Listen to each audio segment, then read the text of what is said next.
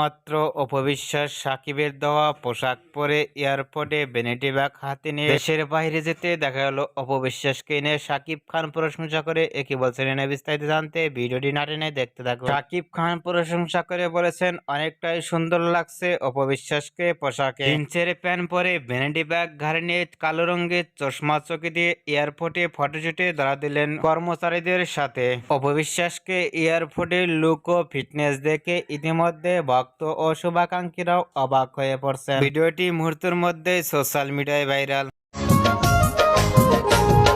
সাকিবের দেওয়া জিন্সের প্যান্ট ও পোশাক পরে দেখে এয়ারপোর্টে আপনাদের কেমন লাগলো নিচে কমেন্ট বক্সে জানিয়ে দিন। নিত্য নতুন ভিডিও পেতে চ্যানেলটি সাবস্ক্রাইব করে পাশে থাকা বেলটি বাজিয়ে দিন। ভিডিওটি উপভোগ করার জন্য অসংখ্য ধন্যবাদ।